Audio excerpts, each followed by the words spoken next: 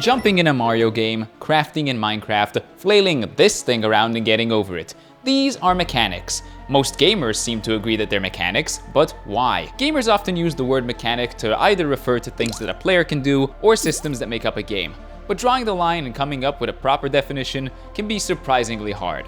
Are boss fights mechanics? What about XP? What about a weather system? What about achievements? Steam achievements don't really feel like a game mechanic, but collecting these little badges in Peak, Steam achievements don't really feel like a game mechanic, but collecting these little badges in Peak mountain climbing game Peak sure do. Even though they serve like the exact same purpose. Is buying loot boxes in my favorite gacha game a mechanic? If only there was a simple explanation. No way. Is this the answer I've been waiting for? Oh, hang on. This isn't a simple, nuanceless explanation made up by ChatGPT. This is hundreds of pages of professionals disagreeing on what a mechanic is. Luckily for you viewers, I have read some of these papers and perhaps skimmed a few of the others, so you don't have to. But we're getting ahead of ourselves. I'm curious, what do actual gamers think mechanics are? Hello, we are now at Gamescom Germany. I'm going to ask video game characters if they have any idea what a video game mechanic is. Do you know what a video game mechanic is? Yes. Could you explain it? Depending on the game, the mechanics are different. Like a weapon. If a weapon has a specific mechanic, you have to use it in specific ways to do specific things in a game, like unlock puzzles. It's the way how you play the game.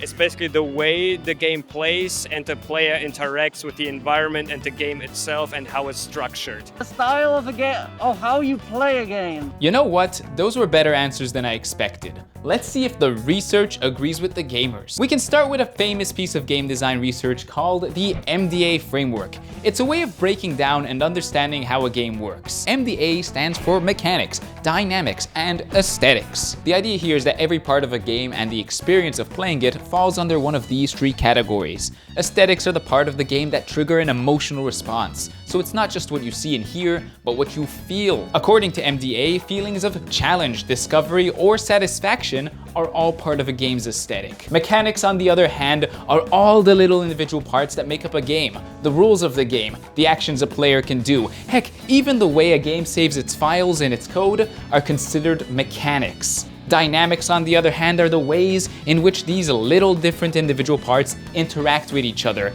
or the player's actions. For example, if we have the following mechanics: shooting an arrow with a click, aiming an arrow with a mouse, gravity pulling down on an arrow, and arrow sticks to whatever it hits, and we sprinkle just a bit of player input on those mechanics, we get the dynamic of a player shooting an arrow, missing a target, and activating the hidden nuclear bomb.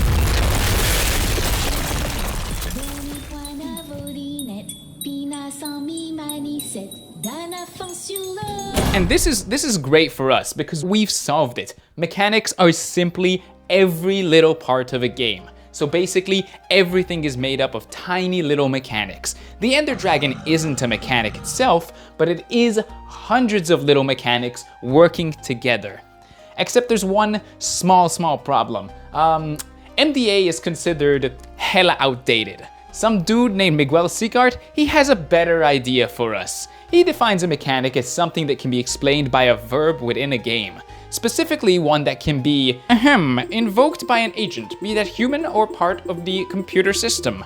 In less nerdy terms, look at a verb in a game. Jumping in Mario, crafting in Minecraft, flailing this thing around and getting over it, and ask, is there a way that this can be activated? In this case, Mario's jump is activated by pressing the A button. Crafting in Minecraft is activated by clicking on the crafting table, and flailing this thing around and getting over it is activated by moving the mouse. By this definition, something like the Ender Dragon breathing fire is also a mechanic that is activated by the dragon's AI. Heck, you could even argue that me buying the invincible, fearless, mysterious, limited edition Dragon Ball skin in Fortnite is a mechanic that is activated by me pulling out my wallet. I'm a huge fan of Dragon Ball. To Sicart, something like stamina is not a mechanic because stamina is not a verb and it is not activated. Stamina is always there and it's just affected by actual mechanics. A player could have a mechanic called running, which affects the property called stamina.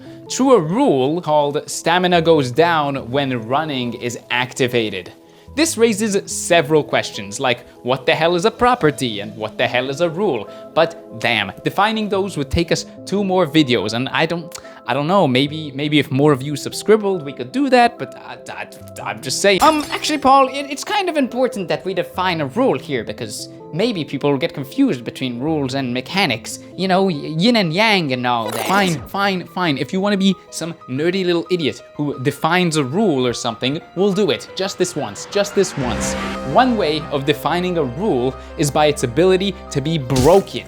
Just like me. Rules are socially enforced. Think about the rules of a game like Monopoly. Nobody can agree on what the free parking space does. Different groups of people play the same game, but with different rules. As such, the player has to be aware of a rule for it to work. A rule only works if people understand it. A lack of awareness of a mechanic, however, doesn't stop a mechanic from working. The mechanic of Mario's jump always works the same way, whether a player knows how it works or not. Rules are not mechanics, rules can be broken, mechanics can't be broken. Simple. So yeah, we learned that rules are not mechanics, rules can be broken, and rules are socially enforced.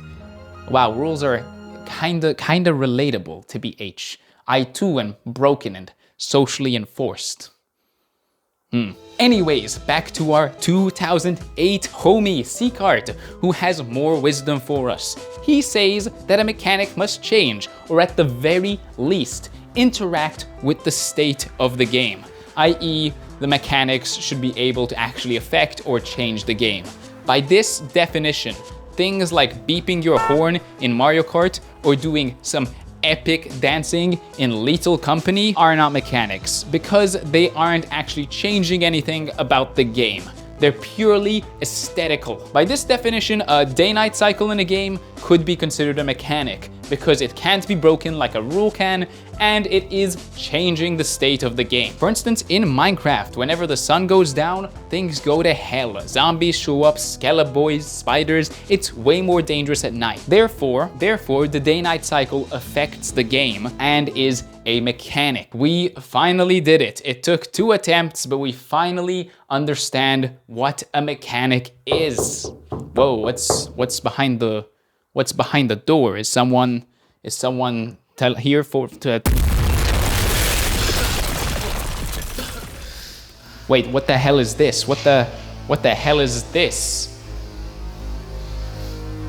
Hello, I'm Steve Swink, 2008. And I have a completely different definition of a mechanic. Oh no. Steve Swink asks us, what if a mechanic is a complete loop of an interaction? A single twitch of a mouse, a single click of a button, a single rotation of an analog stick. By his definition, a mechanic is a complete interaction. He says that mechanics can be combined together. In Mario, there's the mechanic of jumping and the mechanic of running, but we can combine them together to create the running jump. There's still 2 separate loops and therefore 2 separate mechanics, but damn, is it cool when we mix them together. Unlike Seacart though, our homie Swink would consider the stamina bar in Breath of the Wild its own separate mechanic. Swink says that stamina and running are 2 separate mechanics which interact together to create something cooler than just the 2 of them apart. Swink also goes back to aesthetics and gets kinda deep with it, saying, imagine a ball suspended in a field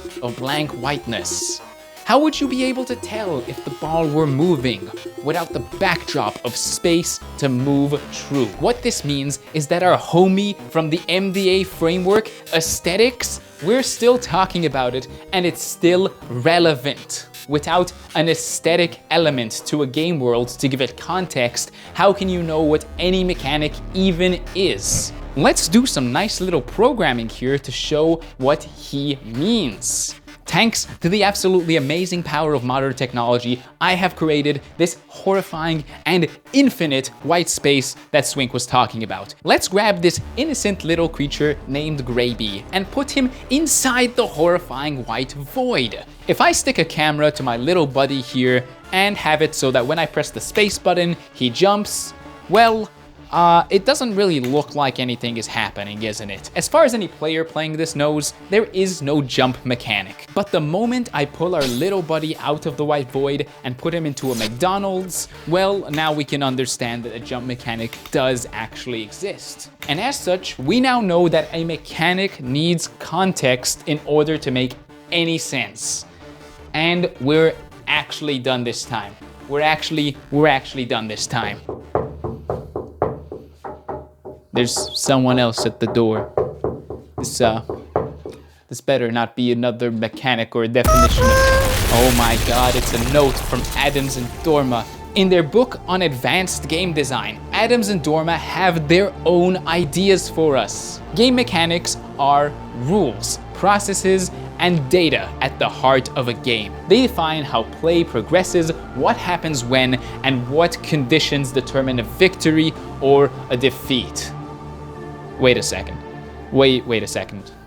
Go back 5 seconds. Game mechanics are rules. Game mechanics are rules. Okay, now go back 5 minutes. Rules are not mechanics. Game mechanics are rules. Rules are not mechanics. Game mechanics are rules. Rules are not mechanics. Game mechanics are rules. Rules are not mechanics. Game mechanics are rules. Rules are not mechanics. Game mechanics are rules. Rules are not mechanics.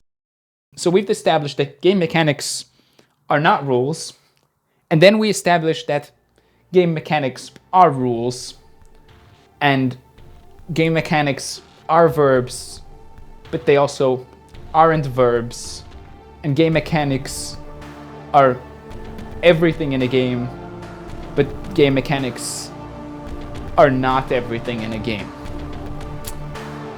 Yep, this is hell. The issue here is that not only does everyone have a different definition of what a mechanic is, they also have different definitions of what rules are. They have different definitions of what spaces are. They have different definitions of what a game is. While it can be handy to try and define a mechanic, even the best researchers in the world can't agree on what the hell a mechanic is. And maybe that's okay. Maybe a mechanic isn't a specific thing, but a rough collection of things, an arbitrary, subjective category. Some things are more obviously mechanics, right? But some things, they're way more blurry.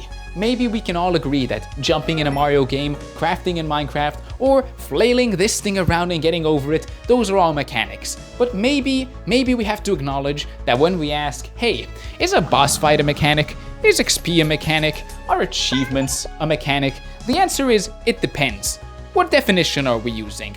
Maybe, before spending 2 hours of our precious lives arguing with some idiot in a stupid comment section, maybe we should try and see if we can even agree on what definitions we're using first. That way, maybe we can have a more productive time harassing each other on the internet.